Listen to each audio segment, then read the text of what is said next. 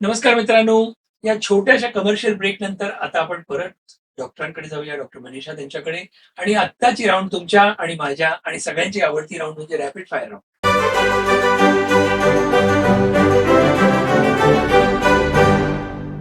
आता rapid fire round हे आपण तुम्ही खूप पॉडकास्ट मध्ये पाहत असाल, तर त्यावरून एक अंदाज आला असेल की जास्ती विचार न करता मनाला जे उत्तर येईल ते लगेच सांगायचं. ओके. तुम्ही रेडी? येस. तर आपण स्टार्ट करूया. तर डॉक्टर मनीषाजी, तुम्ही सांगा की one word to describe yourself. स्वतःसाठी एक शब्द. हॅपी. हॅपी. ओके. डॉक्टर और mother, what comes first, doctor की आई? आधी काय? डॉक्टर. ओके. तुम्ही विचार करताय? तुम्ही असं बघताय ना, विचार करताय. Okay, just joking. टी और कॉफी, तुम्हाला चहा की कॉफी आवडते? टी. चहा. आपला झाला, एकदाच झाला. तुम्हाला ट्रॅव्हलिंग और सिंगिंग असं विचारलं त्यापैकी काय आवडेल? ट्रॅव्हलिंग. ट्रॅव्हलिंग. पण तुम्ही सिंगिंग पण खूप छान करता. Yes. Okay, more preference on travelling. Travelling. तुम्ही स्ट्रिक्ट का फ्रेंडली मॉम? पहिले स्ट्रिक्ट, आता फ्रेंडली. आता friendly. Very nice, very nice, so nice. One habit every woman must follow, प्रत्येक महिलेने कोणती एक सवय ठेवावी किंवा कोणती सवय ठेवावी? अशा खूप असतील, पण तरी स्वतःकडे, स्वतःच्या विचारांकडे लक्ष देणे. स्वतःच्या विचारांकडे लक्ष. ओके, चालेल. त्याच्यानंतर पीसीओडी असं जर म्हटलं तर लाईफस्टाईल और जेनेटिक काय आहे? लाईफस्टाईल. लाईफस्टाईल कसं म्हणजे? जस्ट याच्यातलं जे बेसिकली असतं ना, इन्सुलिन रेझिस्टन्स किंवा बाकीचे जे कॉजेस असतात, that is related to lifestyle. Okay. तर ते आता समजा ओबेसिटी आहे, तर ओबेसिटी फॅट जेवढं जास्त असतं तेवढं मेल हार्मोनचं प्रमाण जास्त असतं. हो. सो ते तुम्ही कमी केलं की ते नॉर्मल राहू शकतं. सो जेनेटिकचा फारसा रोल नाही, असतो नाही असं नाही. लाईफस्टाईल. हा, थायरॉइड वगैरे असेल तर yes, it comes to genetics. Okay, पण more or less lifestyle dependent आहे. So nice. One habit diet, one biggest diet mistake women make, महिलांची सर्वात मोठी डायट चूक कुठली? कालचं शिळं खाणे. संपून टाकूया. तुम्ही सगळ्यांनी ऐकलं असेल की खरंच हे बरोबर सांगितलं, एवढं बरोबर सांगितलं की मला वाटतं अर्धे हजार जातील. हे खरंच राहिलेलं आहे, कोणी करणार? चला मीच. जसं आपल्याला डॉक्टरने सांगितलं माहितीये, वेस्ट वेस्ट टू वेस्ट. किती छान सांगितलं. करेक्ट. Yes yes. पुढचा प्रश्न, नॉर्मल डिलिव्हरी और सी सेक्शन, फिअर मिथ. म्हणजे फिअर मिथ असतं कुठलं तरी, भीती. भीती खरी का गैरसमज? म्हणजे काय असतो की मला नॉर्मल डिलिव्हरी चांगली किंवा सिझरिंग? गैरसमज. गैरसमज जास्त आहे. One health check every woman must do yearly. तसे तर 3 आहेत, पॅप्समियर, सोनोमॅमोग्राफी आणि सोनोग्राफी आफ्टर 30. ओके, परत एकदा सांगा. पॅप्समियर, सोनोमॅमोग्राफी आणि सोनोग्राफी. जर असा प्रश्न विचारला की importance of sex education, yes और नो, तर काय सांगाल? येस. सगळ्यांसाठी? येस. हे मुलांसाठीच का सगळ्यांसाठी? All. Very nice. After 40, what is the most important thing? Regular checkup. One message for young girls, सगळ्यांसाठी तुमचा. Be real. Be real. Don't be in Facebook and internet जग. Be real. Be you are. Very nice, छान. One thing patients misunderstand most, रुग्णांचा सर्वात मोठा गैरसमज कोणता? Doctor पैसे खातात. खरंच. डॉक्टर लुटारू आहे. खरंच. विनाकारण सिजर करतात. अगदी बरोबर. Counselling is important. याच्यासाठी काउन्सिलिंग महत्वाचं. हो ना. आणि अवेअरनेस किती झाला तरी लोकांना असं वाटतं की नाही नाही, डॉक्टर लुटायलाच बसले. असं त्यांना खरं त्याची गरज समजत नाहीये किंवा माहित नसतं सब्जेक्ट विषयी, आणि मग एक जनरलाइज स्टेटमेंट, जनरलाइज त्या डॉक्टर बाबा असा आहे. Generalise statement is wrong. आणि वर्ड ऑफ माउथ म्हटलं तर तेच वाईट पसरत. So nice. Your happiest moment as a doctor, doctor म्हणून सर्वात आनंदाचा क्षण तुमचा कोणता होता? मला असं वाटतं तुम्ही मगाशी सांगितलं ना, ज्याच्यामध्ये आई आणि बाळ हे दोघंही कॉम्प्लिकेशन झाले, परंतु छान, म्हणजे मी ती ज्या दिवशी डिस्चार्ज झाली तर ती जरीची साडी नेसून बसली होती. I was very happy to see her and her baby. वा वा वा, काय बात आहे. कसा दिवस असेल तो? तुम्हाला आठवतो तो दिवस? हो, आठवतो. जरा डिस्क्राईब करा ना. म्हणजे ती बाहेर त्या कॉम्प्लिकेशन्स मधून बाहेर आल्यानंतर 2 दिवसांनी she was okay. Okay. So I discharge, म्हणजे तिनेच मला विचारतं ना, डॉक्टर तुम्ही जेवला का? Right. She is the same person. मग मी राऊंडला गेले त्यावेळेला ती छान जरीची साडी नेसून बाळाला दुपट्यात घेऊन बसली होती आणि मी म्हटलं तुला आज घरी जायचंय, तर ती म्हणे की येस मॅडम, तुमच्यामुळे झालं सगळं. That was the most yes happiest moment. Happiest. किती छान.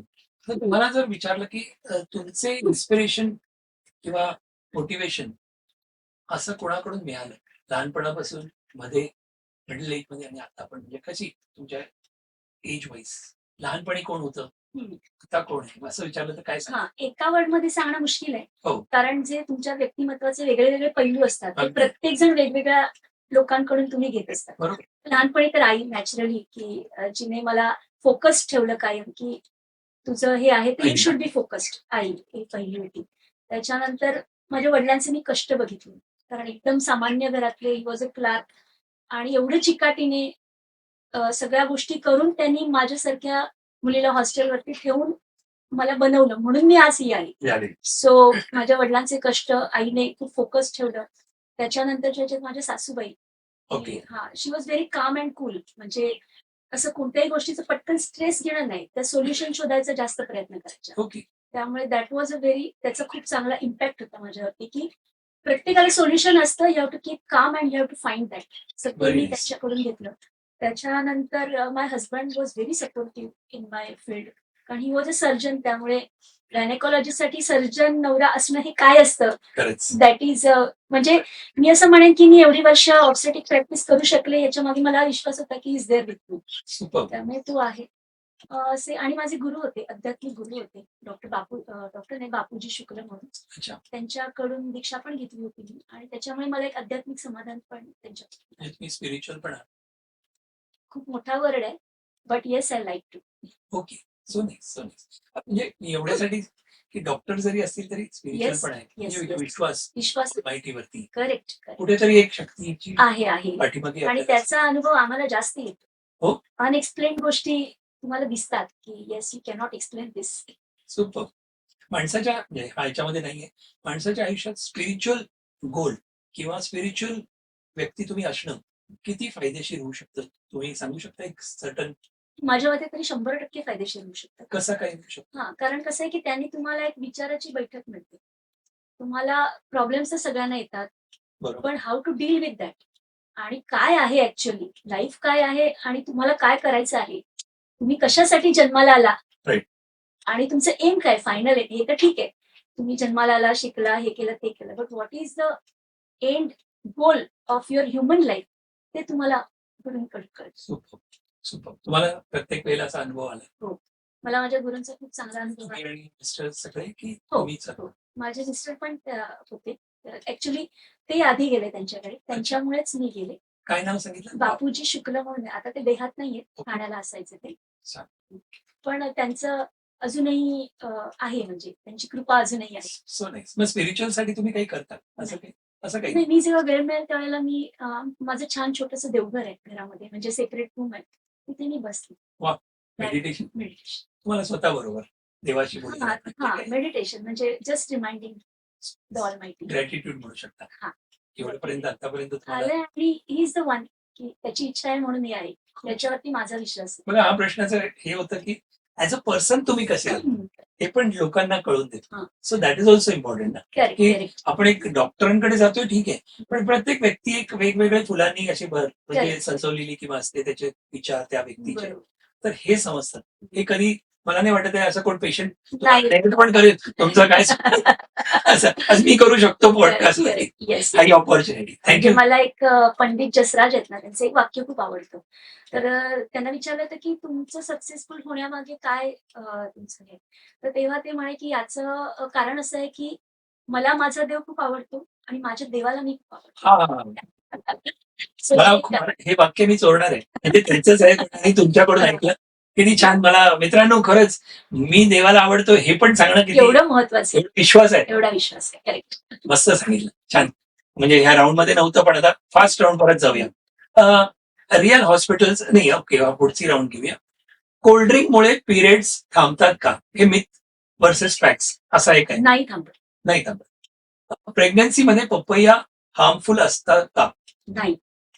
इनफर्टिलिटी ही फक्त वुमेनची म्हणजे त्यांचाच प्रॉब्लेम असतो का? नाही. सी सेक्शन इझी डिलिव्हरी असते का?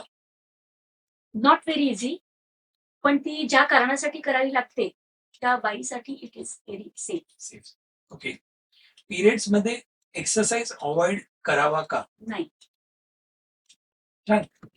टीनेज गर्ल्स अँड लाईफस्टाईल यावरती आता टीनेज गर्ल्सला पिरियड्स आणि हायजीन बद्दल काय सांगाल?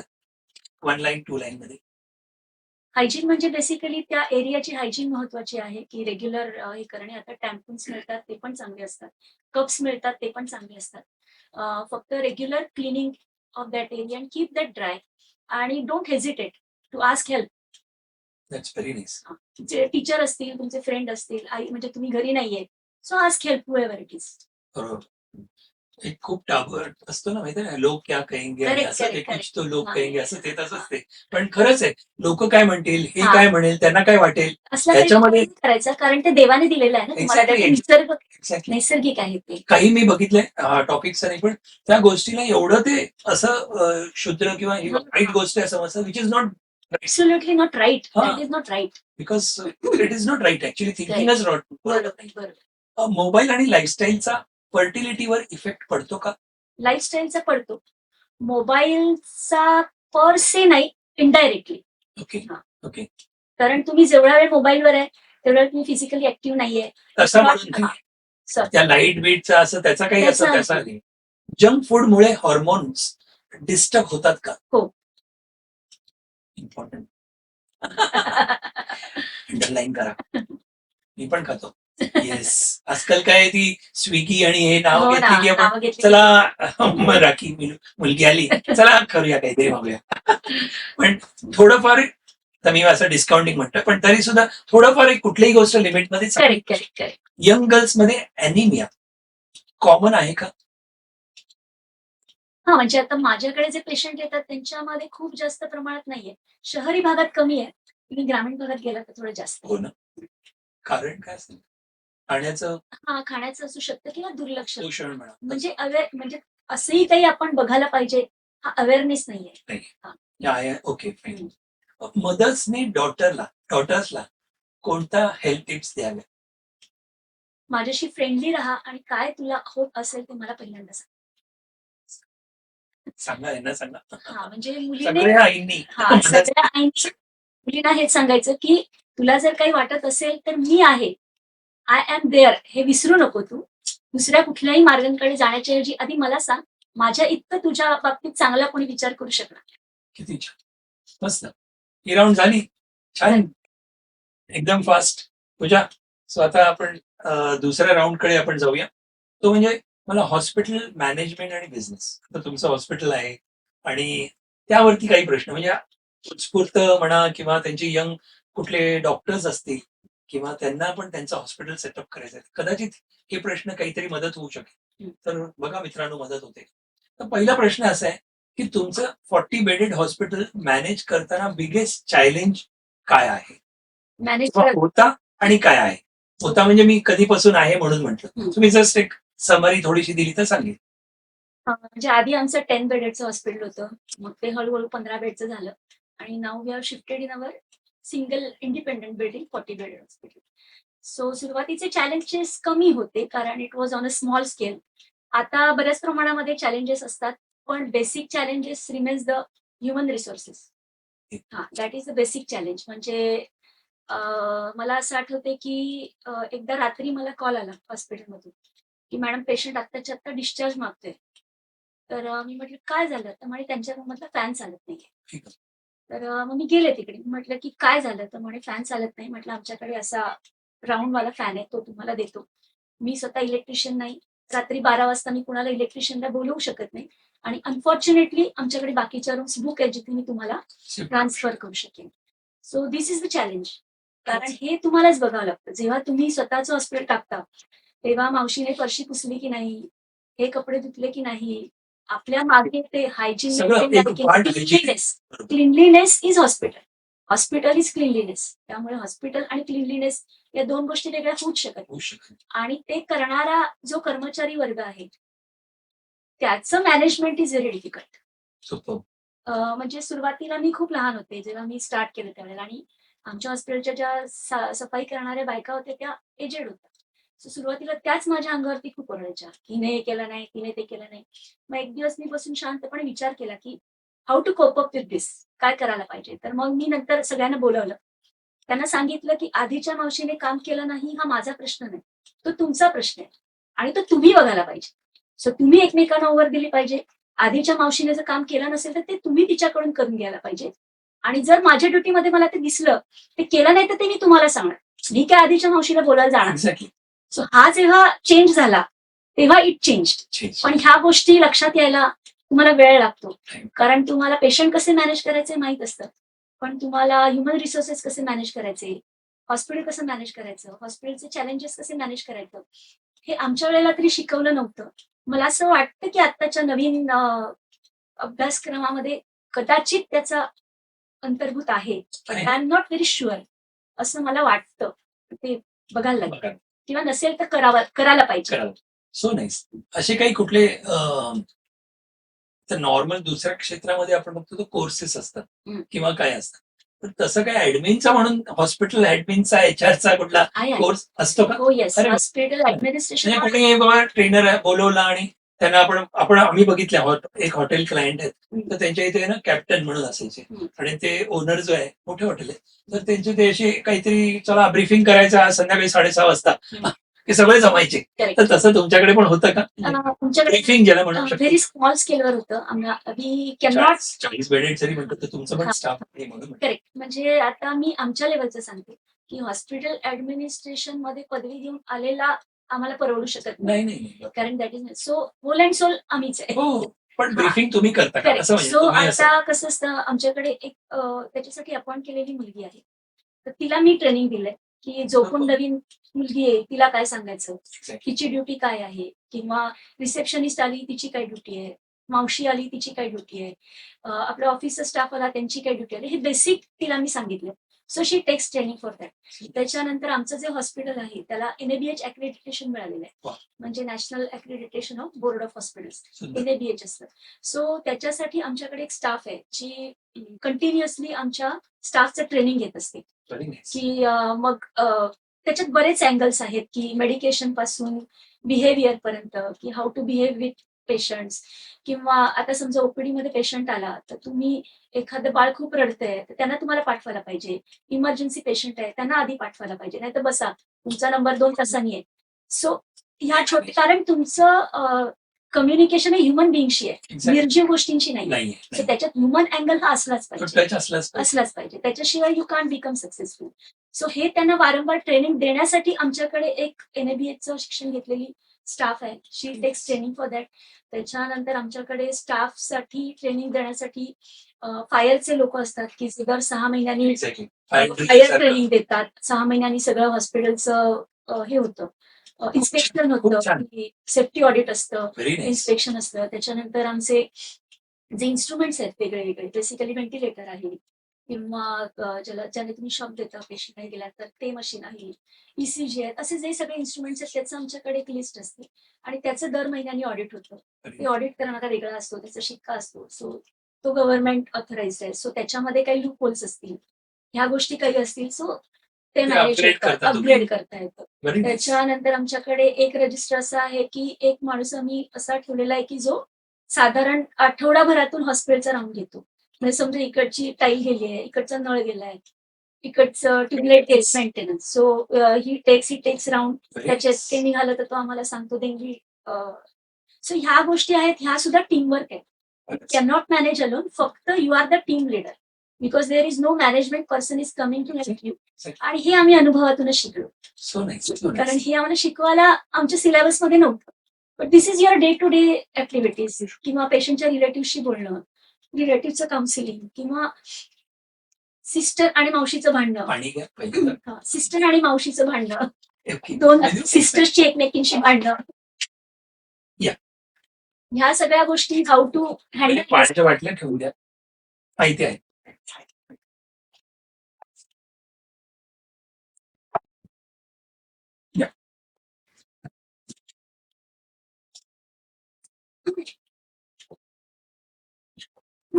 सो त्या गोष्टी पण त्या गोष्टी पण तुम्हालाच मॅनेज कराव्या लागतात.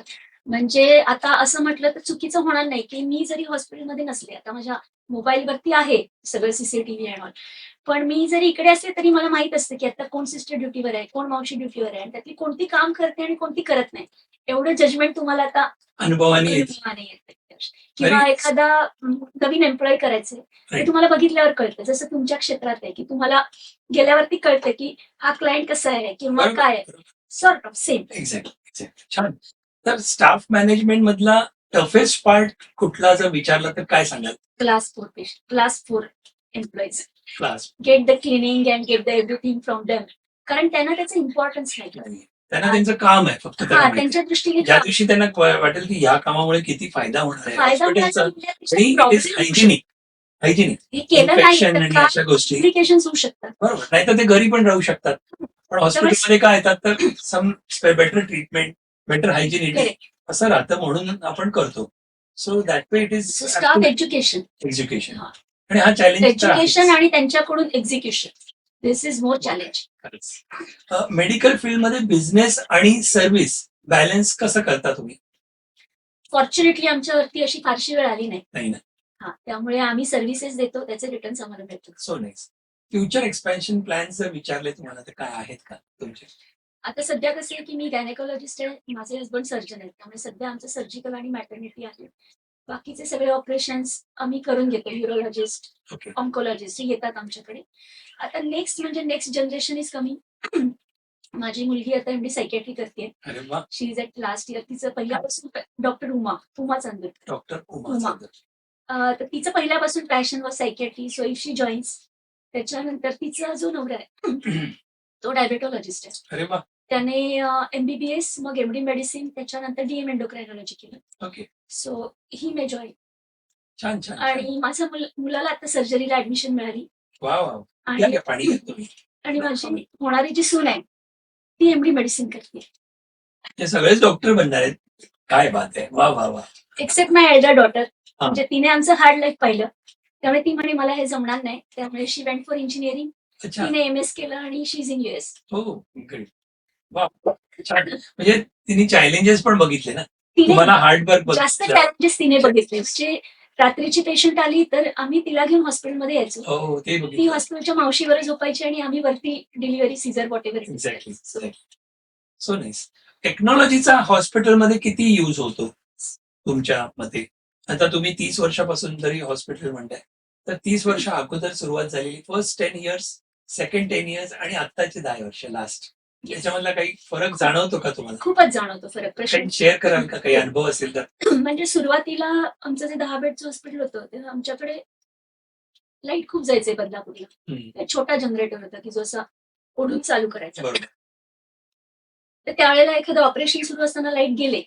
आता कसं ऑपरेशनच्या वेळेला आम्हाला वॉश व्हायला लागतं. हो. सगळं असेप्सिस घ्यायचं, ते सगळं घालायचं आणि ऑपरेशन करायचं. सो ते जर तुमच्या ड्युटीवरचा वॉर्ड बॉय नसेल की ज्याला ते खेचून सुरू नाही करता आलं तर सरांना स्वतःला डिवॉश व्हायला लागायचं. ते खेचून सुरू करायचे, परत वॉश व्हायचं आणि ऑपरेट करायचं. तिथपासून ते आता जो मोठाच्या मोठा जेनसेट आहे की ज्याच्यावरती एसी सकट सगळं चालतं, ऑटोमध्ये चालतं. म्हणजे मला असं आठवतंय आमचं फर्स्ट ऑपरेशन जे झालं होतं हॉस्पिटलमध्ये, त्यावेळेला मेजर ऑपरेशन होतं, हर्निया अडकल्याचं ऑपरेशन होतं. माझी मामीच होती ती. तर त्यावेळेला असे आम्ही 4, हे कसे लाईट आहेत तसे 4 लाईट लावले आणि त्याच्यामध्ये ऑपरेट केलं. हो. सो आता तो विचार पण नाही करू शकत. बरोबर. सेकंडली कम्युनिकेशन, म्हणजे अॅनेस्थेटिस्टशी बोलणं, त्याच्याशी बोलणं.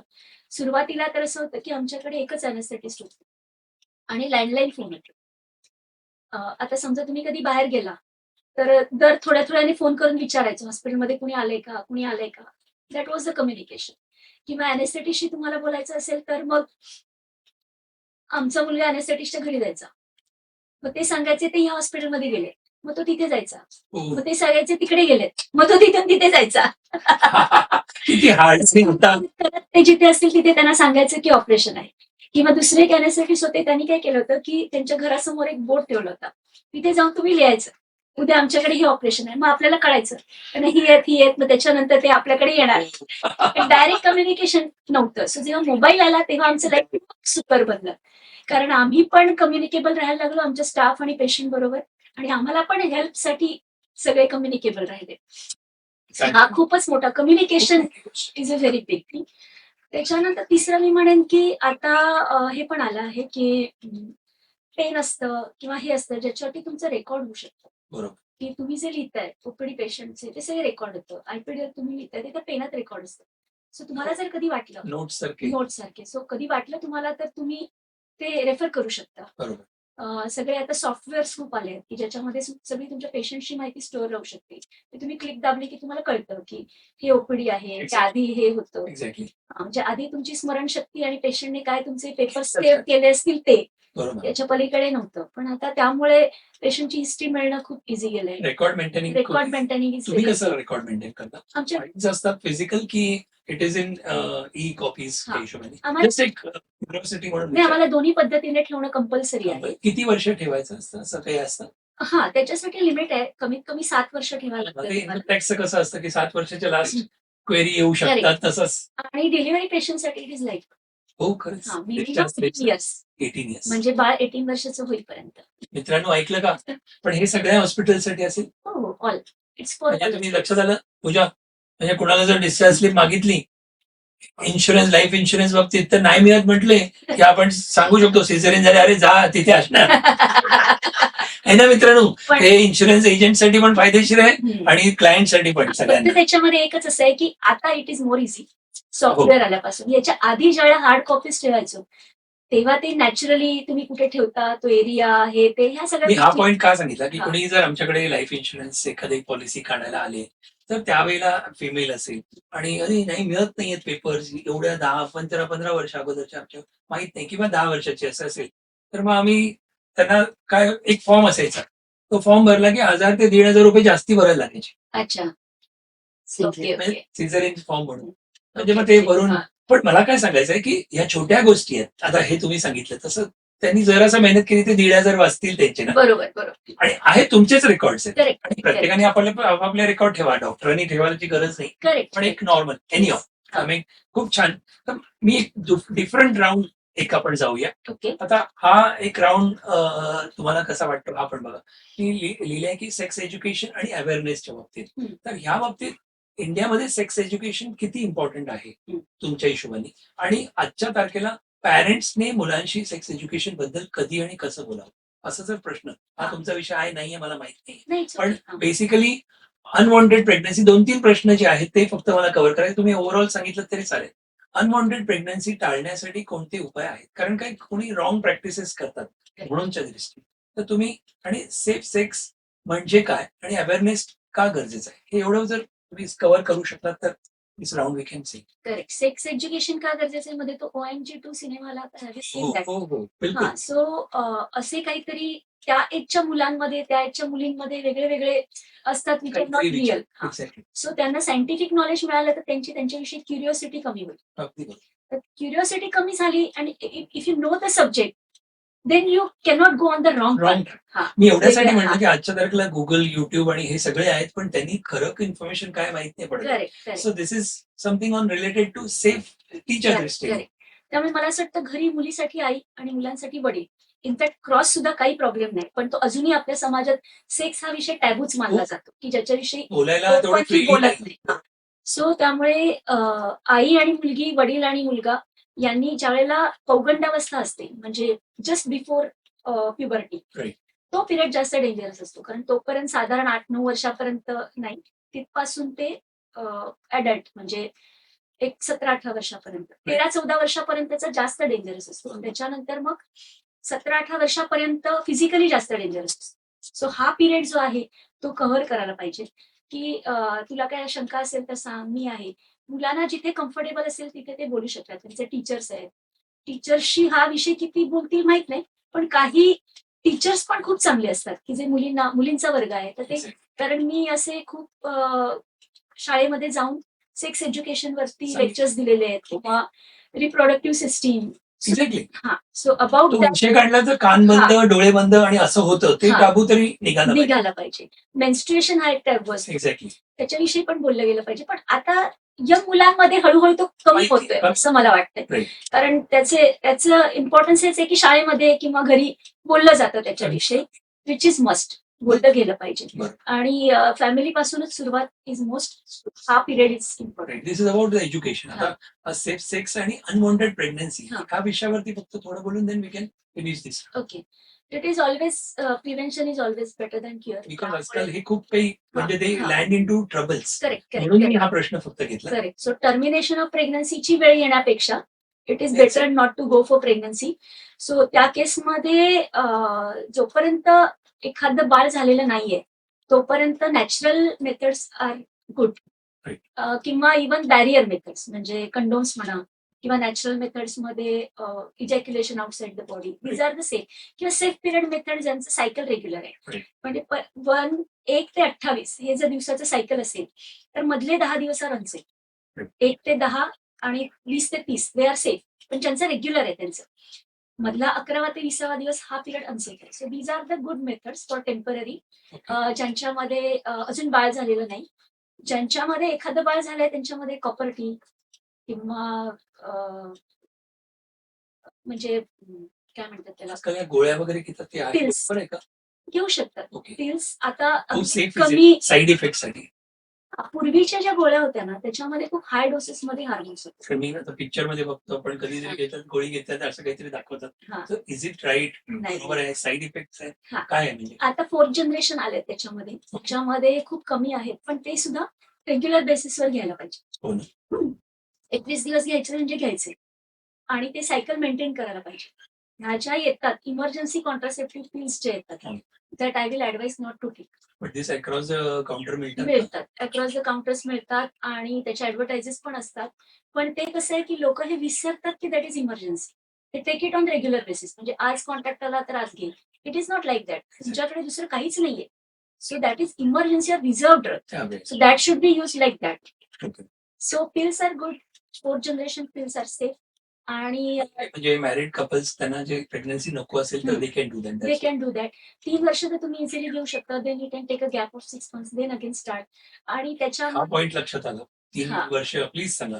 म्हणजे 3 वर्ष घेऊ नॉर्मल हे यंग कपल्स आणि यांना कदाचित उपयोगी होऊ हा. शकत असेल तर माहिती असेल किंवा Correct. तुमच्याद्वारे 3 वर्ष सांगा. तुम्ही सलग घेऊ शकता, प्रोव्हायडेड तुम्हाला काही लिव्हरचं किंवा किडनीचं काही त्रास. हे नाहीये ना 3 वर्ष. त्याच्यानंतर तुम्ही 6 महिने गॅप घेऊन परत 3 वर्ष घेऊ शकता. पण त्याच्यासाठी काही बेसिक टेस्ट अधूनमधून केलेल्या चांगल्या, जशी लिव्हरची टेस्ट आहे, किडनीची टेस्ट आहे किंवा ब्लिडिंग टेंडन्सीज आहे, याच्यामध्ये त्या घेऊ नयेत. सो तसं जर काही तुम्हाला वाटत असेल तर you can consult, always consult your doctor. Best is to consult a doctor and and then take that is म्हणजे ऑल्सो करेक्ट. डॉक्टर तुमचे कोण असतील हा, that is in family. Common असेल पण I don't know, I am just saying about hmm. It. So fine, that is last. याच्यामधला प्रश्न जो आहे तो मॅरेज नंतर प्रेग्नन्सी प्लॅनिंग किती इम्पॉर्टंट आहे? 100% इम्पॉर्टंट आहे. कारण that is going to change your life through हा आउट. पॉइंट का परत घेतलाय हा, की the lifestyle is changing. Correct. So if you can put some light हा. की असं करा पाहिजे तर असं करा, सम आयडियाज. बिकॉज तुमच्याकडे तर एवढ्या वेळचे पेशंट्स म्हणा किंवा येतात ना, म्हणून म्हणते तुमची- व्हॉट आय विल से की just go with the flow. त्याचा हा. खूप स्ट्रेस घेऊ नका. बापरे, प्रेग्नन्सी प्लॅनिंग मग असं होईल तसं होईल. It is not like that. झालं की होतच. पण म्हणून अगदीच तुम्ही ब्लाइंडेडली पण त्या गोष्टीमध्ये जाऊ नका. थोडंसं स्वतःचं फिजिकल स्टेट, स्वतःचं मेंटल स्टेट, स्वतःचं इकॉनॉमिकल स्टेट थोड्याफार प्रमाणामध्ये असेल तरी you should go the early the better. म्हणजे लग्न झाल्यानंतर खूप अचूक काहीतरी माझं खूप घर झाल्यावरच आहे. घ्यायला, एक कार घेतल्यानंतर हा. झालं ते पाहिजे. होतच असतं. ते there is no end for that. There is no end for that. आणि ते नॅचरली होतच असतं. कारण तुमच्यात तेवढे कॅपेबिलिटीज असतात, you do that. So that should not be the obstacle. प्रेग्नन्सीसाठी ते ऑब्स्टिकल असतं कामा नये. आणि जर तुमचं लग्नच उशिरा होत असेल 30व्या वर्षी, तर मग तुम्हाला लवकरच चान्स घेतलेलं चांगलं. त्यामुळे काही वापरू नये, एक होऊ द्यावं. त्याच्यानंतर मग तुम्ही विचार करा. डिसाईड करा की तुम्हाला पुढचं पाहिजे का नको आहे. Very nice, very nice. Stress free राहण्यासाठी तुमचं तुम्हाला जर सिक्रेट विचारलं तर काय आहे? Be happy. And happiness is only within yours. Happiness is because of you आणि तुम्हीच क्रिएट करता आणि डिस्ट्रॉय करता. हा, कारण आता दुसरं तुम्ही काय करू शकता की स्ट्रेस कशामुळे, म्हणजे आता समजा मला जर विचारलं की समजा आज मला आता मी 9 वाजता ऑपरेशनला पोस्ट केलंय. माझा मुलगा लहान आहे, त्याला शाळेत जायचंय आणि त्याला सांभाळणारी बाई आली नाही. It is stress.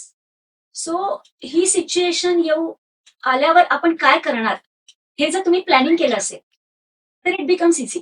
म्हणजे always keep something backup plan For to everything. Second option everything. सगळ्यासाठी बॅकअप ठेवायचा in your mind. Very nice. तर तुमचा स्ट्रेस कमी होईल. म्हणजे तुमच्या डोक्यात ह्या आयडियाज पाहिजेत की मला ह्या गोष्टीचा स्ट्रेस होतो, ह्या गोष्टीचा होतो, ह्या गोष्टीचं होतं की ह्या मला कराव्याच लागणार आहेत आणि मला ते जे प्रॉब्लेम्स आहेत तेही मला मॅनेज करावं लागणार आहे. So keep a second option always. Very nice. That keeps you stress free. छान. प्लॅन ए ठेवा आणि प्लॅन बी बी पण ठेवा. ठेवा. म्हणजे एक झाला नाही, वर्क नाही झालं तर दुसरा ट्राय करा. हा. सो दॅट इज आणि आमच्या फील्ड मधला स्ट्रेस जो आहे तो तर खूप वेगळा आहे. त्याच्यासाठी तुम्ही किती प्लॅन्स ठेवा काहीतरी होत असतील ना, आज Correct, इथे, correct, आज correct. तिथे, आज एका रूम मध्ये Yes. दुसऱ्या room मध्ये 40 बेड आहेत. हे 40 केसेस आहेत ऍक्च्युअली. सो त्यामुळे तुम्ही छोट्या गोष्टीतून आम्ही आलो ते बरं झालं की वी हॅड एक्सपिरियन्स Yeah. की तुम्ही 10 बेडचं कसं मॅनेज करता. सो मग तुम्हाला हळूहळू कळतं. बट ऑलवेज कीप तुमच्याकडे आता तो हा एक सिनेमा होता ना आर्टिकल 370 हो होता. हो हो. त्याच्यामध्ये त्यांनी कसं केलं की आता तुम्हाला हे करायचंय तर काय काय होऊ शकतं ते अगदी. त्यांनी चिट्स लावले आणि चेकलिस्ट करायलाच पाहिजे. Correct. So always do checklist की Very तुमचं nice. जे लाईफ आहे की आता ह्याच्यामध्ये काय होऊ शकतं, हे होऊ शकतं, हे होऊ शकतं, हे होऊ शकतं. असं झालं तर व्हॉट इज इट? जेव्हा तुम्हाला माहित असतं की yes plan B is ready, we can manage. So तुमचा स्ट्रेस कमी होतो. छान. म्हणजे SWOT अनालिसिस तुम्ही सांगितलं थोडक्यात की करा. तुमचे स्ट्रेंथ पहा, काही गोष्टी आहेत. Very nicely sed. खूप छान. वुमेन्ससाठी तुमचा अच्छा, आपण हा घेतलेला एक फनी राऊंड तुम्हाला 2-3 प्रश्न विचारले. पेशंट्सनी तुम्हाला विचारलेला सर्वात फनी किंवा वेर्ड क्वेश्चन कोणता होता असं विचारलं तर आठवते का काही? हो आठवत. सांगाल का? हो सांगते. मी एका पेशंटला डाएट बद्दल एक्सप्लेन करत होते की तिचं ओव्हरवेट होतं आणि तिला मी सांगितलं की बाबा तू एक काम कर, तू याच्यामध्ये फ्रुट्स खा, व्हिटॅमिन साठी हे खा वगैरे असं मी तिला सल्ला दिला.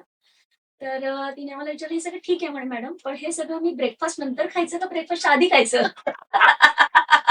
तर मी म्हटलं की हे तुम्ही ब्रेकफास्टच्या ऐवजी खायचंय. बापरे! छान. म्हणजे यंग हा. होती का? नाही, का नाही. वयस्कर कोण होती? नाही अशी मिडल. 28-30 वर्षाची हा, होती. छान, छान, छान. भेटायला आवडेल त्यांना. छान, छान. डॉक्टर असल्यामुळे फॅमिलीमध्ये सगळे लोक फ्री कन्सल्टेशन घेतात का? ऑफकोर्स. आणि इट इज द राईट असं मला वाटतं. म्हणजे जर तुम्ही पेशंटला देताय तर तुमच्या फॅमिलीचा तुमच्यावर अधिकार आहे. So sweet, so sweet. Very nicely. बघा असे पण म्हणजे कधी-कधी डॉक्टर अरे बापरे! असं नाही, केलं. नाही. काही वेळेला असं. नाही. Very nice. छान. तुम्ही स्वतः हा बघा कन्फेस खरंच कॅमेरा चालू आहे. Okay. तर तुम्ही स्वतः गुगलवर सिम्पटम्स सर्च करता का? की Okay. गुगल तुमच्यापासून घाबरतं? कधीतरी. गुगलवरती सर्च मला करायची वेळ कधी येते की जेव्हा एखाद्या दुसऱ्या ब्रँचचा पेशंट मेडिसिन घेऊन येतो. तर हे मेडिसिन मला प्रेग्नन्सीमध्ये चालतात का? समजा एखाद्याला सायकॅट्रिक मेडिसिन सुरू आहे तर ते मला सगळेच माहित असतात असं नाही. So it definitely helps. बाकी माझ्या फील्डमधलं देवाच्या कृपेने नाही करावं लागत की आय नो. सो नाही. आणि आम्ही सीएनई अटेंड करतो त्यामुळे आमचं कंटिन्युअड एज्युकेशन असतं, अपडेट असतं. सो त्याच्यासाठी फारसं गुगल करावं लागलेलं मला नाही. अगदीच एखादा व्हेरी रेअर कोणता तरी म्हणजे मध्ये माझ्याकडे एक पेशंट होती, तिला मेन 1 नावाचा सिंड्रोम होता. Male one. MEN1 men 1 men one. म्हणजे मल्टिपल एंडोक्राईन न्यूरोपॅथी असं Okay. होतं. त्याच्याविषयी म्हणजे मी कधीतरी MBBS मध्ये वाचलं होतं. I was not. सो असे काही केसेस कधी आले आलं तर. येस. आणि अर्थात आम्ही त्यांचं ओपिनियन पण घेतो की दुसऱ्या बरोबर. यांचं की बरोबर. बाबा यू टेक अ कॉल म्हणून. पण समजा आता हा प्रश्न नाहीये. पण असं कधी झालंय का की तुमच्याकडे एखादा पेशंट आला जो कन्सल्ट करून आला असेल दुसऱ्याकडे आणि सेकंड ओपिनियन घ्यायला येतो आणि नंतर तुम्हाला कळतं कधी कधी विथ ड्यू रिस्पेक्ट की अरे हे त्यांनी सांगितलेलं एकदम चूक आहे असं मला वाटतं. Then what you do, how you tackle that? किंवा कारण प्रोफेशनल डिमांड असं असतं की हे बरोबर नाही, आमच्या क्षेत्रामध्ये तो इन्शुरन्स एजंट खराब आहे किंवा तो फायनान्शियल ऍडवायझरनी चूक दिली हे बोलू शकतो किंवा बोलतात. Correct. इथे कमी बोलताना दिसतात. येस. तर म्हणून म्हटलं की it is a very good dignity म्हणून म्हटलं. करेक्ट. मला स्वतःला असं वाटतं ना की जेव्हा पेशंट सेकंड ओपिनियन साठी येतो ना त्यावेळेला डॉक्टरांनी सांगितलेलं चूक नसतं, डॉक्टरांची सांगायची पद्धत चुकीची असते. म्हणजे छान. त्यांना ते मी पण तेच सांगते. ओके. कारण जे आहे ते आहे. You cannot change the facts. जर एखाद्या पेशंटला हे आहे आणि ते करायची गरज आहे तर आय एम नॉट, मी कुठली वेगळ्या जगातून नाही आली. It is the same. फक्त पेशंटला ते केलं तर काय होऊ शकतं, ते नाही केलं तर काय होऊ शकतं, हे जर तुम्ही काउन्सिलिंग केलं तर ते त्यांना जास्त पटतं. असं काउन्सिलिंग इज इम्पॉर्टंट. येस. तुम्ही काउन्सिल करता. आय डू म्हणजे मला काउन्सिलिंगने माझे खूप सॉल्व्ह होतात प्रश्न असं मला इझिली वाटतं. सॉल्व्ह होतात असं. आणि counselling is important in every aspect of life, with your family, with your parents, with your children, with your patients, with your staff. तुम्हाला गोष्ट माहिती आहे, पण ती कशी करायची हे जर त्यांना माहित नाही, तर ते तुमचं काम आहे, तुम्ही त्यांना सांगा. जर पेशंटला एखादी गोष्ट माहित नाही, तर त्यांनी विचारणं हा त्यांचा अधिकार आहे. बरं. आणि ते तुम्ही समजावून सांगणं हे तुमचं काम आहे. अगदी बरं, अगदी सो बरं. काउन्सिलिंग केलं तर पेशंटचं सहकार्य पण चांगलं मिळतं. किती छान. पण तुम्हाला आता मी जसं तुम्ही सांगितलं की तुमचं एक तर हॉस्पिटल आहे, हं. तुमचे कन्सल्टन्सी टायमिंग आवर्स असतील तुमचे, पण तुमच्याकडे तर असे खूप पेशंट्स ऍट अ टाइम येत असतील, सकाळी, दुपारी, संध्याकाळी. तर ऍट अ टाइम जेव्हा एकदम स्ट्रेच होती, एक असा टाइम येऊ शकतो, हं. मला टाइम सांगता येणार नाही, तुम्हाला माहिती जास्ती, की 3-4 तास तुम्ही बिझी आहात आणि त्यामध्ये तुम्ही स्ट्रेस होत नाहीत का? ते काय करतात अशा वेळेला? नाही, ऍक्च्युअली कसं आहे की दॅट इज ओव्हर बर्डन होतं कधी-कधी, एवढे पेशंट्स असतात. नाही, आय टेक हेल्प. म्हणजे आता समजा ओपीडीला खूप नंबर लागले, तर माझी सिस्टर आहे तिथं, म्हणजे ती 10वीत असल्यापासून आहे माझ्याकडे. अरे तिला आता 2 मुली झाल्या. सो शी नोज की काय प्रकारचे पेशंट आहेत काय. सो ती बाकीचा माझा हे मॅनेज करते. म्हणजे ती एका पेशंटला बीपी घेईल, ओके. एखाद्या पेशंटला मी सांगितलेली औषधं समजून सांगेल. तर तेवढा माझा स्ट्रेस त्याच्यामुळे मॅनेज होतो थोडा इतक्या वर्षानंतर. So I that way I am really very lucky की मला असा स्टाफ आहे की जो मी ट्रेन केला, परंतु त्यांनी तो पॉझिटिव्हली ते शिकले आणि दे आर डुईंग इट. आणि दुसरं माझं स्वतःचं, माझ्या स्वतःबद्दल असं ऑब्झर्वेशन आहे की पेशंट्स किंवा ऑपरेशन्स किंवा डिलिव्हरी ह्या गोष्टीचा मला स्वतःला कधी स्ट्रेस होत नाही. Because that is my passion.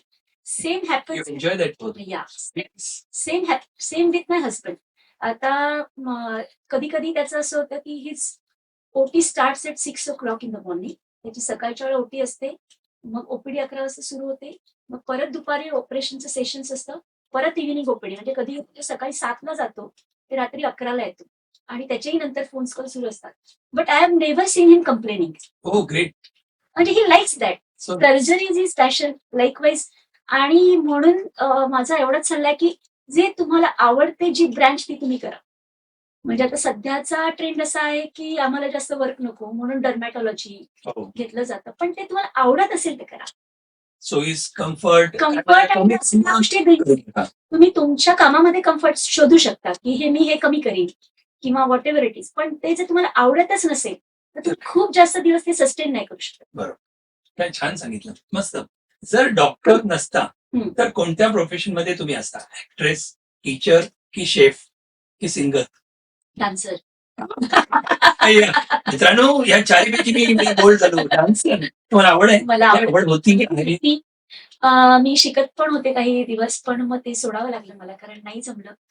पण इव्हन माझ्या पत्रिकेत सुद्धा माझ्या आईला कुणीतरी सांगितलं होतं की ही मोठी पण एकतर डॉक्टर होईल नाहीतर डान्सर होईल. क्या बात आहे. वाह, वाह, वाह! मस्त, मस्त. मग कधीतरी आता आता सिंगिंग करता तुम्ही, गाणं म्हणता Yes. माहिती आहे मला. पण डान्सची अपॉर्च्युनिटी मध्ये कसे, म्हणजे आपलं प्रोफेशन म्हणा, कुठेही डान्स तुम्ही नाही करणार मला माहिती आहे. कारण आपली एक इमेज असते. करेक्ट. पण तरी सुद्धा आमच्या स्वतःची आवड कुठेतरी एक हो. असं आपण आमचे आयएमएचे फंक्शन्स असतात. इंडियन मेडिकल असोसिएशन आमची जी बदलापूरची ब्रँच आहे. वा. त्याच्यामध्ये मी आय पॉझिटिव्हली ग्रुप म्हणजे ग्रुप डान्स असतो. छान. पण इंडिव्हिज्युअल तरी नाही ती- करत. तो आनंद हा. कुठेतरी आपण हो. उपभोगतो. आणि मला तशा फ्रेंड्स पण मिळाल्यात चांगल्या. की दो आर डॉक्टर आहेत की सगळ्या गायनेक सगळे डॉक्टर्स आहेत. डॉक्टर्सचाच ग्रुप आहे ना. अरे वा. सो त्यांना मेसेज सांगा ना. हो. लास्ट कधी डान्स केला तुमची? माझ्या सगळ्या डब्ल्यूडब्ल्यूच्या फ्रेंड्स यांच्यामुळे डब्ल्यू काय आहे? वुमन्स विंग आमची. वाव. एकदा या आमच्याकडे. येस येस सगळे मिळून या तुम्ही. येस. डान्स नाही पण आपण गप्पा मारू. नक्की नक्की नक्की. छान छान. हा. पण नाही, त्यांना खरंच मेसेज सांगा Yes. काहीतरी. त्यांच्यामुळे तुमच्यातलं बालपण जिवंत राहतं आणि तुम्ही जेव्हा हा आणि मग तुम्ही तुमच्या नॉर्मल कामाकडे यायला तुम्हाला परत उत्साह येतो. So nice, so nice. किती छान सांगितलं तुम्ही. आपण आता पॉडकास्टच्या शेवटाकडे आहोत. तरी बिझी शेड्यूल मध्ये सिंगिंग साठी वेळ कसा काढता? ओके. सिंगिंगचं असं झालं म्हणजे मला गाणी आवडतात, गाणी ऐकायला आवडतात. देवाच्या कृपेने आवाज थोडाफार चांगला आहे. ऍक्च्युअली मी स्वतः अशी कधी गाणी म्हणत नव्हते, नाही मी शिकलेली आहे. पण माझे मिस्टर जे आहेत, त्यांना गाण्याची खूप आवड आहे. त्यांना सगळं माहिती पण आहे गाण्यांची खूप. वा. आणि नॅचरल टॅलेंट आहे त्यांच्यामध्ये. माझा दीर आहे. त्याने पहिल्यांदा कॅरिओके आणला आणि मग आमच्याकडे माझ्या मिस्टरांनी पण आणला आणि त्यांची खासियत अशी आहे की ते माईक उचलला की परफेक्ट गातात. वा दॅट इज गॉड्स गिफ्ट की त्यांना किती छान. मस्त. मग त्यांच्या नादाने त्यांना कंपनी द्यायला म्हणून मग घरी कॅरेओके आहे म्हणून अशी हळूहळू फुरसत म्हणजे आमचं फुरसतचा वेळ म्हणजे रात्री 11. त्यामुळे छान. जेवण झाल्यानंतर असं थोडंसं सिंगिंग करायला लागलो. छान. त्याच्यानंतर आमचा एक स्वरांजली म्हणून ग्रुप आहे, अमोल हनी ते म्हणून आहे, आणि आमची एक सिस्टर आहे गोडबोले सिस्टर म्हणून, त्यांचा तो ग्रुप आहे. तर त्यांनी आग्रह केला की मॅडम तुम्ही गा. तर मी म्हटलं नाही ग, माझं काही प्रोफेशनल नाही, काय नाही. नाही नाही म्हणे तुम्ही गाल. असं करून मी त्यांच्या आग्रहाखातर एक दोन गाणी ऑर्केस्ट्रामध्ये म्हटली. वा वा वा. मग IMAच्या प्रोग्राम मध्ये म्हणते. असं हौशी स्वरूपाचं किती छान. singing मस्त. आहे. पण कुठली गाणी आवडतात तुम्हाला जुनी गाणी गायला ऐकायला आणि गायला? गीता दत्तची आवडतात, आशा भोसलेची आवडतात गायला. हा. ऐकायला तर लता मंगेशकर आणि सगळीच आवडतात, पण ती आपण म्हणूच शकत नाही. वा वा वा. मग आमच्यासाठी एखाद दुसरं गाणं म्हणा ना. चालेल. आपला ओके या. चालेल. हो चालू आहे. बाबूजी धीरे चलना, थोडा मोठा. प्यार में जरा संभलना, हाँ बड़े धोखे हैं इस राह में, बाबूजी धीरे चलना, ये मोहब्बत है ओ भोले भाले, करना दिल को गमों के हवाले, काम और फर्क का नाजुक बहुत है, नजर आते हैं अपने पराए, हाँ बड़े धोखे हैं इस राह में, वा बाबूजी धीरे चलना. वा वा वा. मराठी पण तुम्हाला आवडतात म्हणता तुम्ही की कसं काय? मराठी म्हणते मी आता मध्ये तुमचं कुठलं या मोमेंटला जर आठवत ओके. असेल कुठलं म्हणायचं इच्छा असेल गोमू संगतीने हो, म्हणा ना. ते हे तुम्हाला जे आवडेल ते. आर संगतीन तुझ्या मी येणार नाही, आर संगतीन तुझ्या मी येणार नाही, तुझ्या कीर्तीची राणी मी होणार नाही, ओम संगतीन माझ्या तू येशील काय नाही. तर मग एक ठरलं आपला की आपला प्रोग्राम एक कराओकेचा आपण ओके, करूया. नक्की. तुम्ही मिस्टर आणि सगळे त्यांचं नाव काय? त्याचं नाव जितेंद्र. डॉक्टर जितेंद्र. Yes. ऐका तुम्हाला पण यायचंय, दोघांना मिळून यायचंय पॉडकास्ट. चालेल, आणि आपण करूया, सेलिब्रेट नक्की, करूया. नक्की. Yes. मला पण आवडतात येस हो. करायला वगैरे. छान छान छान मस्त. तर आता एक शेवटची राऊंड राहिली. आपण हा एक ब्रेक घेऊया छोटासा आणि लवकरच आपण भेटूया मित्रांनो. कुठे जाऊ नका. आता याच्यानंतरचा राऊंड जरूर बघा. येस तर हे राहून देत. स्टार्ट करूया म्हणजे कम्प्लीट होऊन जाईल 10 मिनिटांमध्ये. सो हा एक पर्सनल फायनान्शियल राऊंड आहे. तर ह्याच्यामध्ये तुम्हाला जर मला विचारायचं आहे की डॉक्टर सांगा की as a successful professional personal financial planning किती इम्पॉर्टंट आहे. म्हणजे डॉक्टरांसाठी म्हणून हा विचारतोय, असे प्रत्येकासाठी, पण तरी तुम्हाला काय वाटतं? ते 100% इम्पॉर्टंट आहे. याचं कारण असं आहे की आम्ही रोजगारीवरचे मजूर आहे. जोपर्यंत आम्ही आमचे हात चालतील तोपर्यंत आम्हाला इन्कम आहे. पण एका क्षणानंतर असं होणारच आहे की तुमचे रिफ्लेक्सेस कमी होणार. जरी तुमचा मेंदू तल्लख असला तरी शरीर किती त्याला साथ देईल आणि तुम्ही किती वर्ष प्रॅक्टिस करू शकता याला लिमिटेशन्स तर राहणारच आहे. सो त्या पिरियडसाठी तुमचे हातपाय चालत असतानाच तुम्ही प्लॅनिंग करणं महत्वाचं आहे.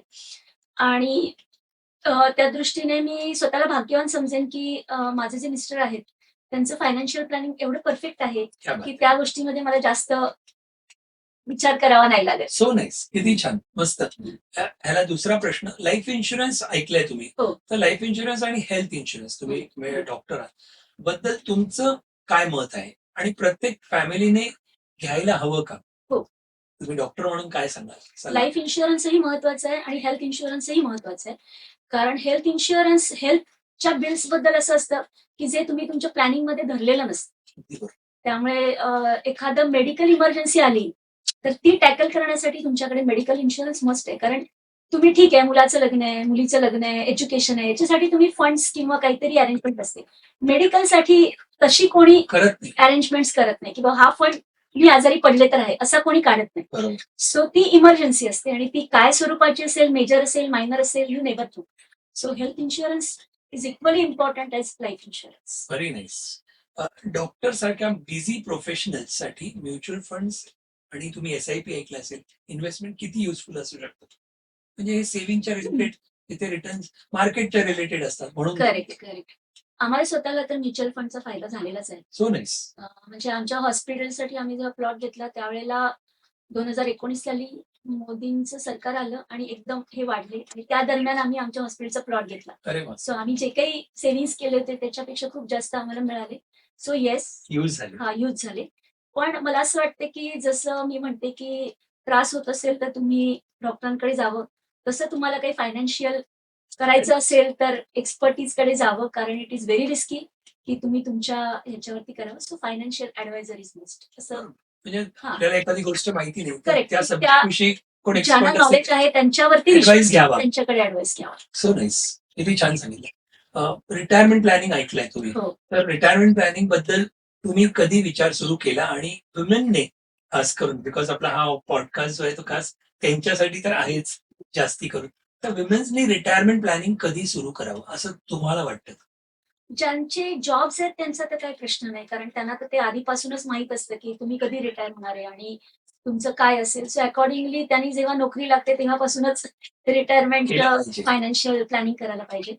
आमच्या केसमध्ये सुद्धा ज्यांना फिक्स्ड इन्कम नाहीये की किंवा याच्यानंतर मिळणार नाही, त्यांनी मला असं वाटतं ऍटलिस्ट 30-35 वयाला तरी one should start thinking about retirement plans. कारण 30-35 हे वय असं असतं की तुमच्या अजून जबाबदाऱ्या खूप असतात. बरोबर. त्यामुळे त्याच्या पलीकडे जाऊन रिटायरमेंटचं प्लॅनिंग करायचा विचार त्यावेळेला जरी आला नसला तरी जो आधीपासून केला तर तुम्हाला लॉंग टर्म मध्ये त्याचा इफेक्ट जास्त अगदी बरोबर. बिकॉज रिटायरमेंट प्लॅनिंग म्हणजे आम्ही पण सांगतो की वी वर्क फॉर 2 पर्सनॅलिटीज. जसं की मी समजा आज पराग, एखादं माझं 40 वय असेल आणि मी 60व्या वर्षी रिटायर होणार आहे. एक्झाम्पल, आपल्याला रिटायरमेंट नसतं पण कुठेतरी मला आनंदासाठी काम करायचं आहे. बरोबर बरोबर. पैशासाठी काम नाही करायला, रिस्पॉन्सिबिलिटीसाठी. तर 60 धरलं तर I am working for Parag as 40. आत्ताच्या काही गरजा असतात आणि I am also working for 60. Correct so तसंच म्हणून प्लॅनिंग, एक रिटायरमेंट प्लॅनिंग आपल्याला एक कुठला तरी दिवस स्वतःला जो वाटतो.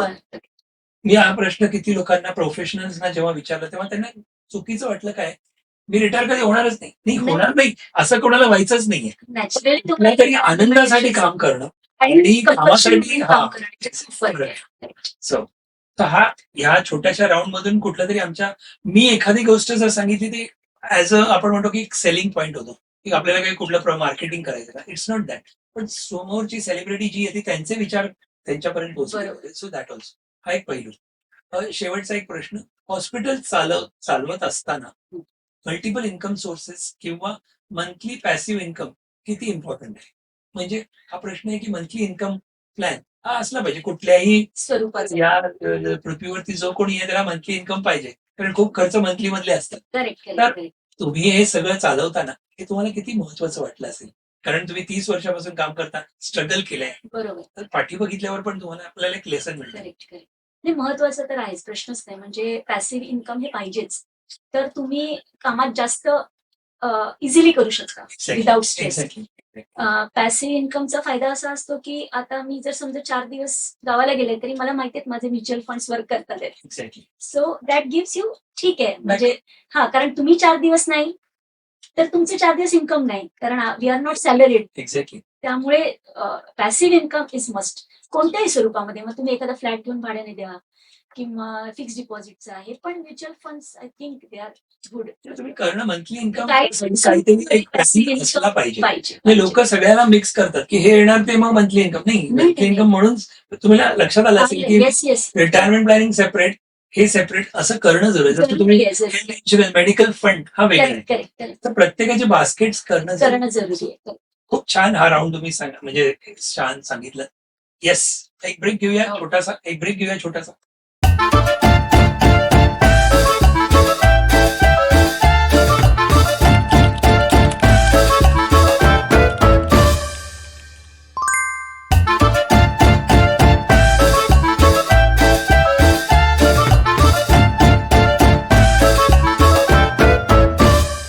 मित्रांनो, छोट्याशा या ब्रेक नंतर आता आपण येऊया एक महत्वाचा पण शेवटचा आपल्या या पॉडकास्टच्या. आतापर्यंत तुम्हाला आवडला असेल की हा पॉडकास्ट मध्ये किती उत्तरं तुम्हाला मिळाली, तुमच्या मनातले प्रश्न असतील आणि तुम्हाला खूप सारे उत्तरं मिळाली असतील आतापर्यंत. सो थँक्यू आतापर्यंत हा पॉडकास्ट बघितल्यापर्यंत. पण तरी सुद्धा हा आणखीन एक राऊंड आहे, तो तुम्ही मिस करू नका. तर आपण डॉक्टर तुम्हाला मला विचारायचं आहे की आज आमच्या द एपीएन पॉडकास्ट शो मध्ये वर येऊन तुम्हाला कसं वाटलं? खरं सांगा. अगदी मनापासून सांगते की म्हणजे मला जेव्हा सुरुवातीला विचारले की ते यायचं का, तेव्हापासून मी खूप एक्सायटेड होते. हो. कारण मला स्वतःला बोलायला खूप आवडतं आणि मला पेशंटशी शेअर करायला पण खूप आवडतं. आणि हा एक प्लॅटफॉर्म होता की ज्याच्या थ्रू मी करू शकते. आणि इथे आल्यानंतर तर मला म्हणजे एवढं प्रोफेशनल असेल असं वाटलं नव्हतं. पण एकदम छान स्टुडिओ, सगळं प्रोफेशनल वातावरण आणि आय रिअली अप्रिशिएट की ज्या पद्धतीने तुम्ही क्वेश्चन्स काढले, की त्याच्यावर असं वाटत नाही की तुम्ही पहिल्यांदा कुठल्या गायनेकॉलॉजिस्टची मुलाखत पण मी घेताय. कन्फ्युज केलं तुम्हाला.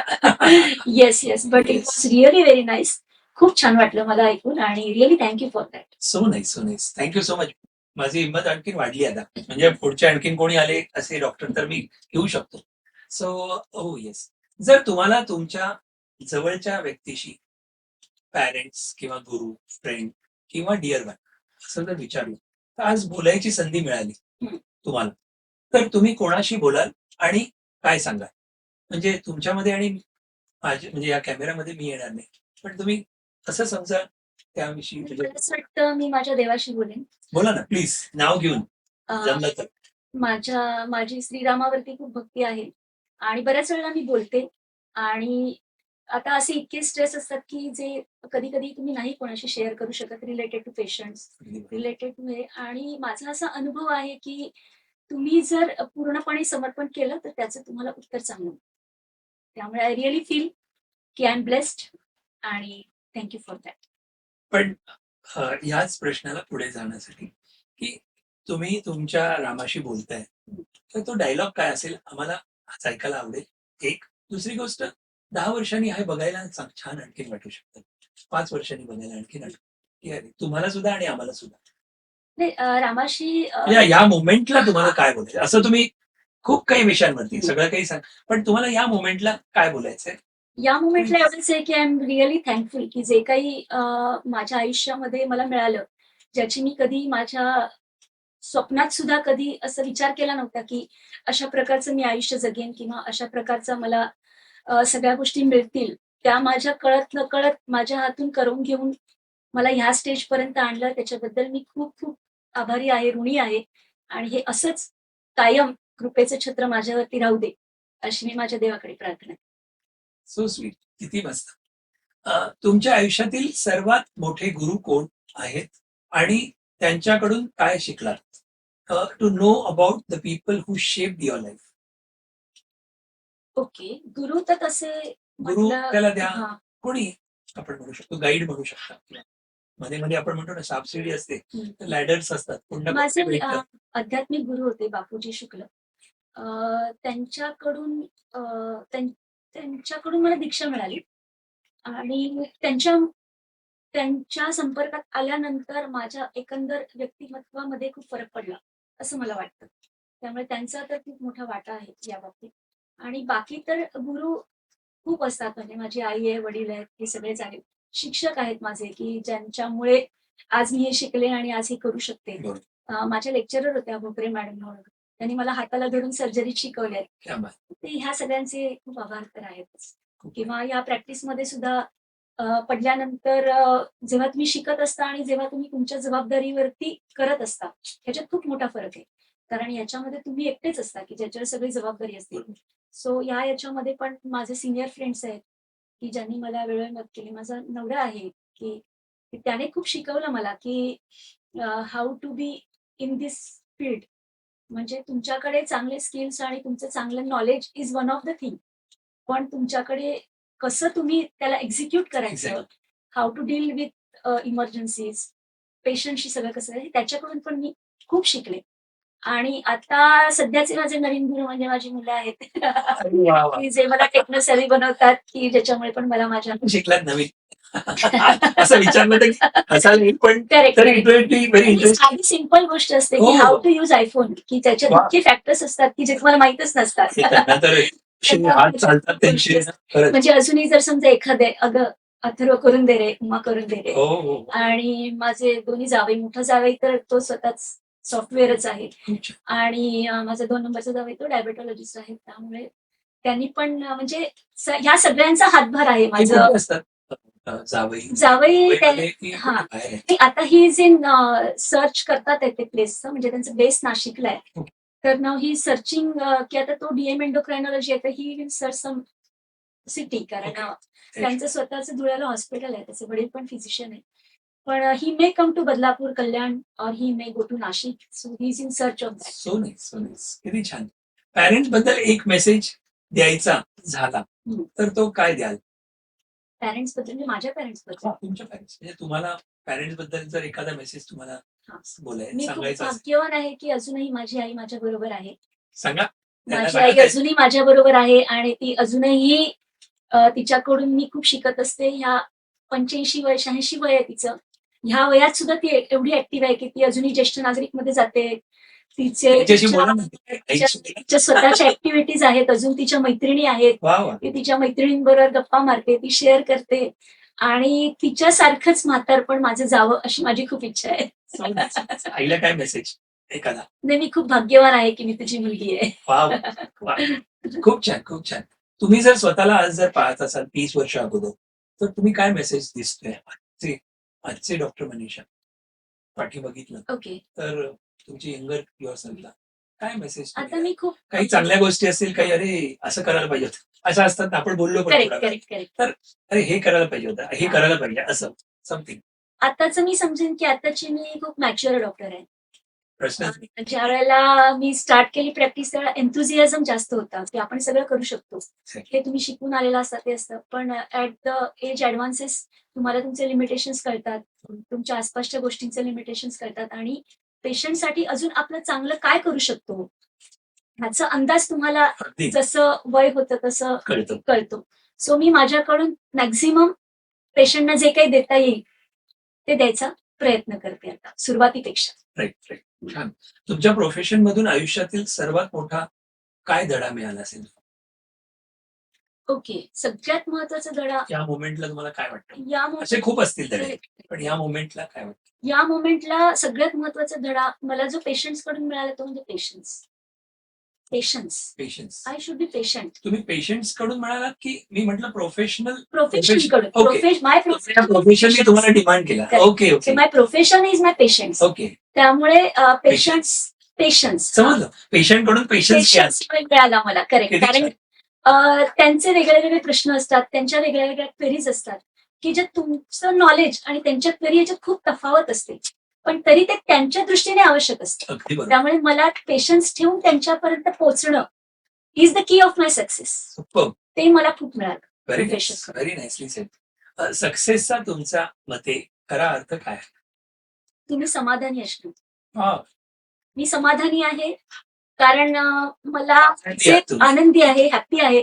मला जे आयुष्यामध्ये पाहिजे ते मी करू शकते आहे, मस्त. आनंदाने करू शकते. क्या तो माझ्या दृष्टीने सक्सेसचा सगळ्यात. सुपर.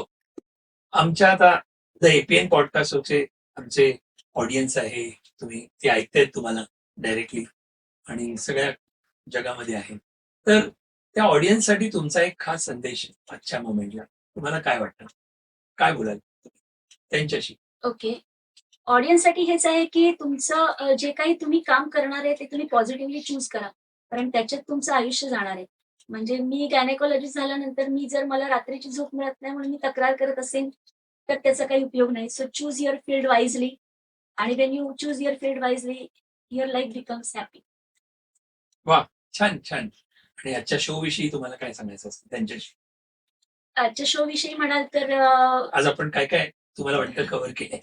आज म्हणजे तेच थोडाफार प्रयत्न केला. मगाशी की हा मोठा विषय आहे, विषय तर खूप तरी मोठा आपण आहे. प्रयत्न केला. खूप गोष्टी याच्यात कव्हर झाल्या आणि मला असं वाटतं की परागजींनी ह्या विषयाचा सखोल अभ्यास करून त्याच्यातून शोधून प्रश्न काढले.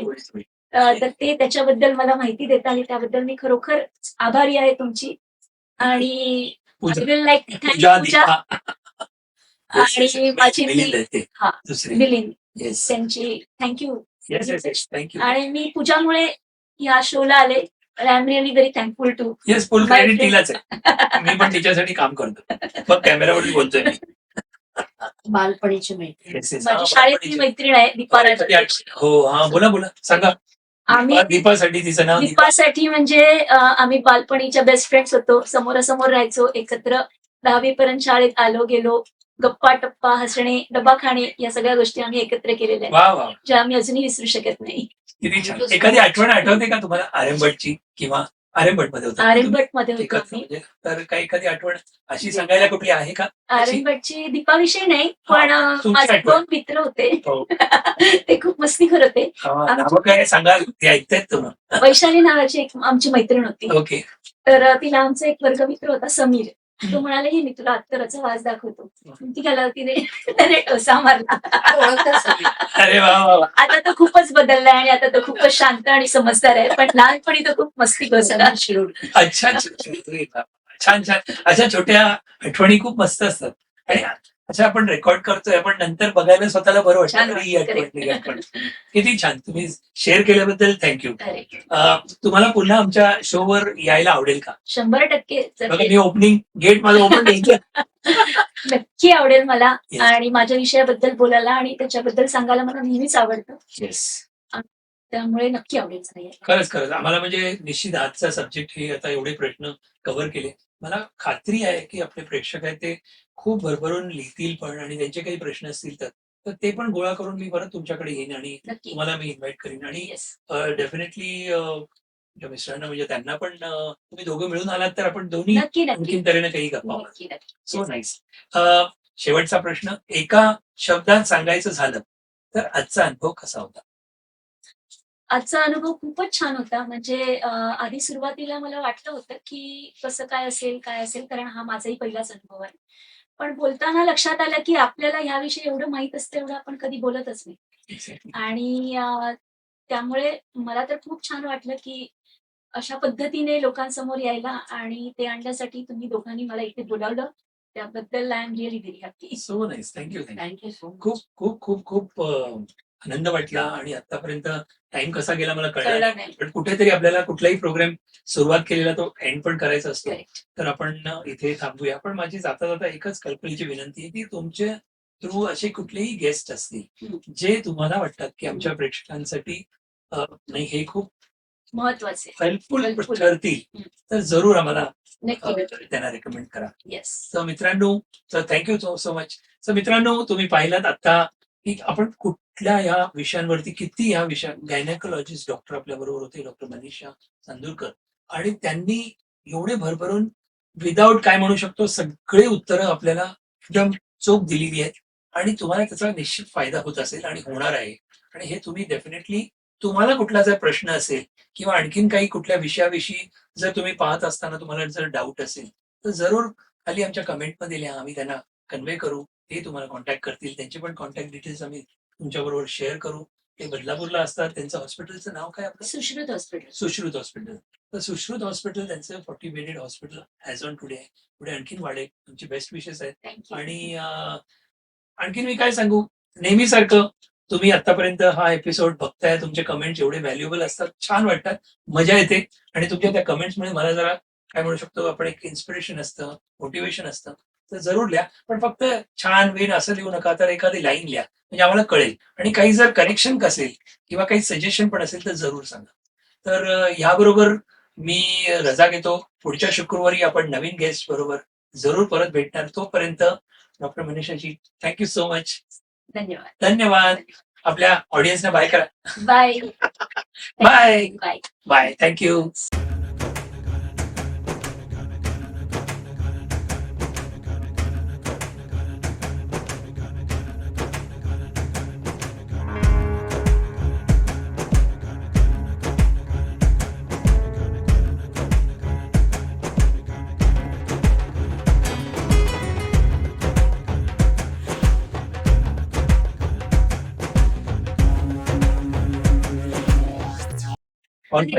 मजा आली मला पण. मजा आली. कसा वेळ गेला खरंच कळला पण नाही. तुम्हाला जेवायला खूप उशीर झाला. नाही ही माझी रुटीन वेळ आहे. रुटीन मला तुम्हाला भूक लागली असेल. नाही, आम्हाला पण रुटीन झाली आहे. पण तरी सुद्धा काय होतं की गेस्टसाठी लेट करणं बरोबर नाही. नाही नाही आणि हा टायमिंग असा होतो, तुम्ही बघितला कुठेही आपण Correct. असा वेस्ट केला नाही.